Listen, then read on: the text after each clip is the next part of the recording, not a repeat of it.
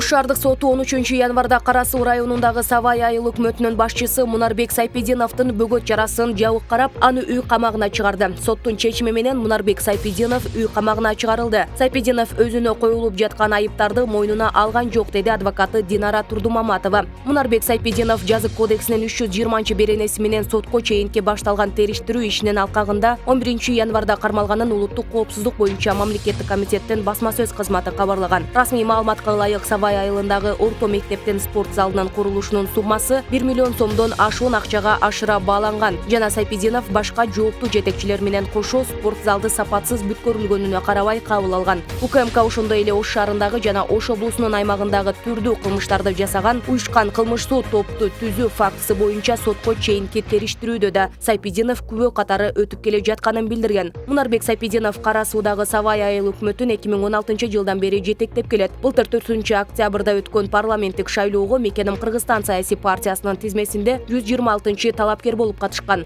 Ал мамлекеттик бажы кызматынын төрагасынын мурдагы орун басары, коррупцияга айыпталган Райымбек Матраимовдун өкүл баласы. У кого спросить, господин Сайпидинов? А вас же освободили, вас опять забирают, что ли? Сейчас поедем, заберем вещи и распишемся. Вот есть бумаги определенные, распишется, потом Ички иштер министрлигинин мурдагы орун басары, президентке талапкер болгон Курсан Асановдун жубайы Гүлнара Үсөнканова УКМКга суракка чакырылганда абалы начарлап ооруканага жаткырылды. Бул тууралуу атайын кызматтан кабарлашты. Ал 11 январда суракка келгенде өзүн жаман сезген. Аны Юрфа диагностикалык борборунда текшерүү сунушталып, адистер ооруканага жаткыруу керектигин айтышкан. УКМКнын маалыматына караганда Үсөнканова улуттук госпиталдын неврология бөлүмүнө дарыланып жатат. Быйыл 7 январда Курсан Асановдун жубайы алдамчылык боюнча саналып, ага карата сотко чейинки териштирүү иши башталганы кабарланган. Мурдагы президент Алмазбек Атамбаевдин адвокаттары анын бөгөт жарасын өзгөртүүнү соттон өтүнүп жатышат. Адвокат Замир Жошов билдиргендей, Бишкектин 1-май райондук сотунда бүгүн 14 январда Атамбаевдин Кримтөбөл Азиз Батукаевдин мыйзамсыз абактан бошотулушу боюнча ишин кароону улантат.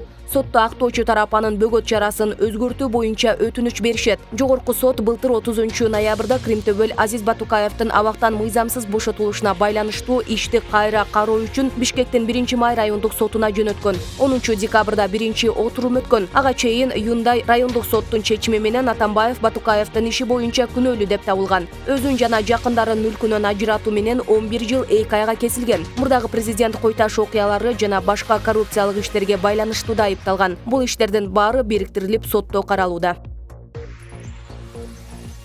Кыргызстанда 14 январга карата коронавирустан Бишкек шаарында 3 бейтап каза болду. Өлкөдө бул оорудан көз жумгандардын жалпы саны 1378 болду. Акыркы маалыматтар боюнча COVID-19 илдетин жуктургандардын жалпы саны 82723 жетти. Бир суткада 136 адамдан вирус табылды. Ошол эле акыркы суткада 205 адам ооруканадан чыгарылды. Илдеттен айыккандардын жалпы саны 78563 жетти. Медициналык кызматкерлер арасында коронавирустун жалпы учурлары 4150 жетти. Андан айыккандар 4040, ал эми бир суткада стационардан 1, үй карантининен 5 медкызматкер чыгарылган.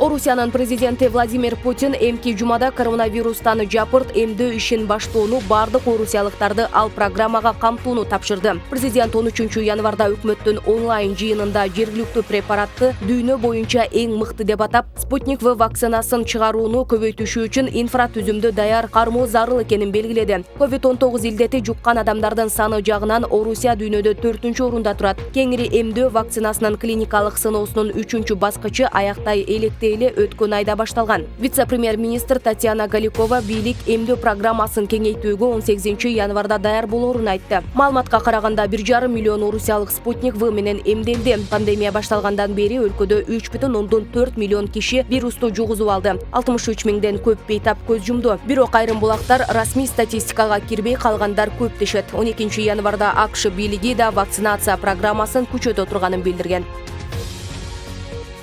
Кышкысын эртең мененки тамакты ичпей чыгуу ден соолукка бир топ зыян алып келет. Бул тууралуу республикалык ден соолукту чыңдоо жана коммуникация борборунун адиси Перизат Кадыркулова айтты. Эртең менен көпчүлүгүбүз табиттин жоктугунан же шашкандан улам көчөгө ачка чыгып кетебиз. Бул туура эмес. Анткени кышкысын сыртта жүргөндө организм жылууланууга аракет кылат, ал үчүн абдан көп энергия талап кылынат. Күчтүү тамаксыз болбойт, деди адис. Ошондой эле ал кышында жылуу мезгилге караганда 2-3 эсе көбүрөөк энергия талап кыларын кошумчалады. Буга чейин Кадыркулова тоңуп, колу бутун үшүк алган адамга кантип туура жардам көрсөтүү керектигин түшүндүргөн. Анын айтымында үшүгөн терини майлап ысытуу үчүн спирт же кар менен сүрткөнгө, ысык сууга салууга болбойт.